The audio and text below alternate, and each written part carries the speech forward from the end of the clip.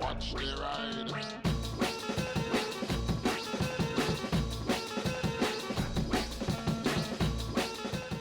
Hey everybody, hope you're all doing alright out there. So, as I'm currently working on my Yamaha XJ6 and I need to replace the tyres, this is a perfect opportunity to talk about tyre wear, what is legal, what isn't, what to look for, what size bike makes a difference to that, and also make a comparison between a tyre which is 8,000 miles old and one which is brand new, and they're of the exact same model. Now, before I get into this, if you find this video interesting or useful, please leave a like, I'd really appreciate it. Subscribe if you are new here, and if you want to help support this channel, then please consider doing that through Patreon, links in the description. There's also lots of other methods in there if you take a look. Okay, so what are the legal requirements for your tyre to pass MOT or be road legal? It's the same thing. Well, there's basically two categories to this. Sub 50cc and above 50cc, so it's pretty simple.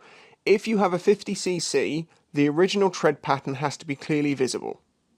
That's it. As long as you can see a remnant of the marks, it's perfectly fine, according to them. I wouldn't push it that far, especially if you're riding in the rain. If you're over 50cc, so every other motorcycle that exists, then it's a very different rule. The rule is this: it must have at least 1mm across 3/4 of the width of the pattern, with visible tread on the remaining quarter. I don't think the 3/4 is here to here. It's basically wherever it is on the tyre. Now, it should be even as well. I mean, you could have like most of your tread over this side if it's set up wrong. I think what this is basically doing is allowing for a central strip. As you can see, this has got a flat spot in the middle of it, where the tread is getting down to virtually nothing. When that wears through to nothing, I think that's what they're concerned about, because then you're dealing again with basically a slick with no tread at all. But the question remains, is that minimum still an amount you want to ride on? I'm going to say no. Right, so let's check out this tyre, which has got 8,000 miles on it. Now, these are Dunlop Sportsmax GPR 300 tyres.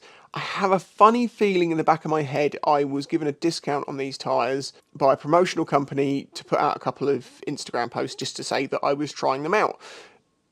Completely honest with that. I put ad and all that sort of stuff in it. As you know, I'm always very honest with these things. But yeah, so I thought, I'd mention that now because it is relevant, although it's kind of irrelevant. Point is, I went and bought these ones with my own money. I had these on the bike for like 8,000 miles.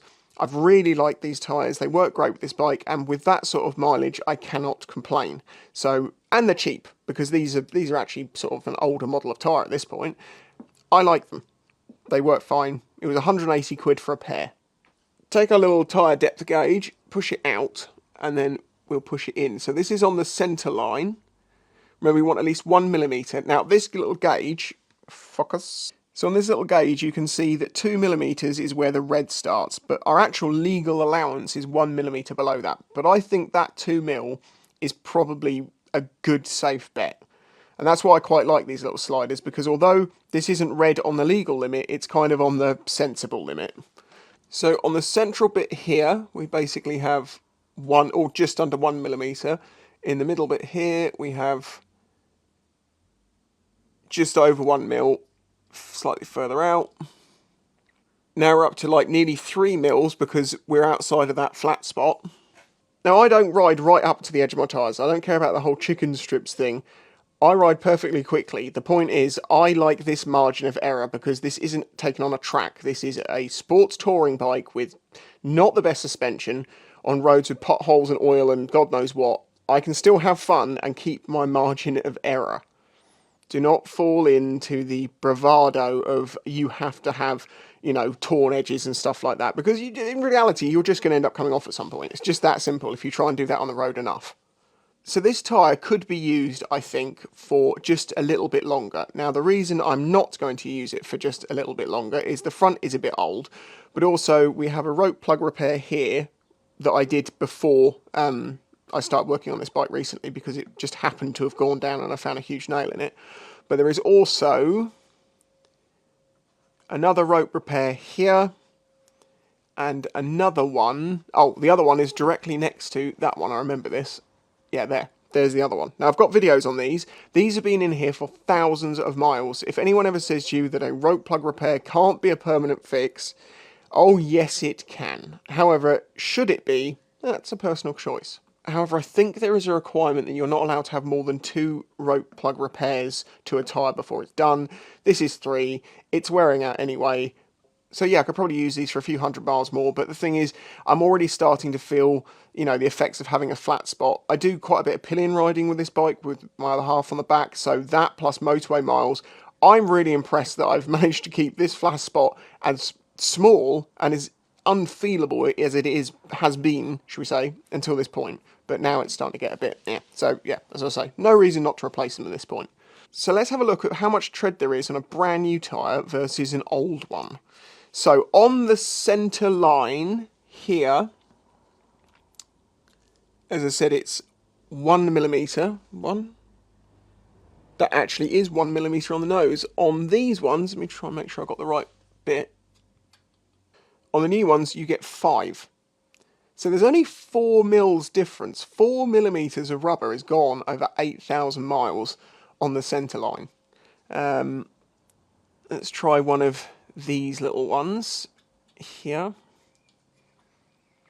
So on mine, we've got 3mm, and on the new ones, we've got, yeah, about 5mm again. I mean, you can actually see that little tail. Oh, sorry, it's not quite in shot.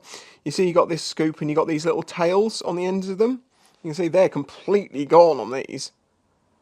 So it's kind of surprising how little actual difference there is between a new and an old tyre. It's just a matter of a few millimetres in a few places. Okay, so let's look at the fronts. These are the fronts. On the old one, I am down to less than a millimetre, and that's why it's perfectly in line pretty much with that wear mark. Further over, again, 1mm, and then on the edge, there is 2. And if we look at the new tyre, we have 5mm, 5mm, and 5mm. And I'll note, on the old tyre, the profile doesn't appear to have changed much at all. There isn't really any flat spot there, but of course that is a lot less likely on a front wheel. Now, of course, remember, your most important tyre is your front tyre. It's the one that steers you, it's the one that stops you. And this one you don't mess around with. You don't put rope plugs in these, you don't go, well, it looks okay. Fronts, just change them, in my opinion. Another thing to mention is that many motorcycle tyre manufacturers put wear marks and telltales all over their tyres. Now, you see in the bottom of here, there's like a little raised bit, and there's also one here. These are wear indicators to warn you when you're down to the absolute limit, basically. There is a little step here, so again, as I say, I could probably get a little bit more time out of this tyre were it not for all the puncture repairs. As it turns out, this tyre doesn't have any of them, but a lot of the brands will put a tyre edge marker, like the company logo or their name or something on the edge of the tyre, and that also is to give them an indication that you've worn off the edge of the tyre. I've even seen some that I'm sure have got like steps, so you can actually sort of gauge how far you are leaning over, which again I think is more a track orientated idea, not the road. I'm not a killjoy, I like going fast, but I like staying on the bike the right way round. So they're the basic things to knowing whether your tyre is legal and pass MOT and whether it's basically safe. There are other things to mention, like if you get any bulges in the sidewalls or bulges or bubbles or anything like that, that means the internal structure of the tyre is basically giving up and it's about to blow out. It's going to just pop and it's going to go down very quickly, and on a bike that's not very good. If you want to know more about rope plug repairs and how long they actually last and how to do them and all that, I have videos on that too. I'll link some of those in the video. If you go into this video and go below it, you'll see suggested videos. I will just point out here, in regards to the plug repairs, I will only use them in rear tyres. I will not do it in a front tyre. I take no risks when it comes to the front because that is the most important one. It's the one that steers you and it's the one that makes you brake. And it's, as they say, it's not speed that kills, it's stopping really quickly. And I'd rather I do that with my brakes and not a wall. So don't forget to leave a like and subscribe and do all those things that everyone asks you to do that no one ever does, but I'd really appreciate it if you did on this occasion. And I'll catch you in the next one. Bye bye.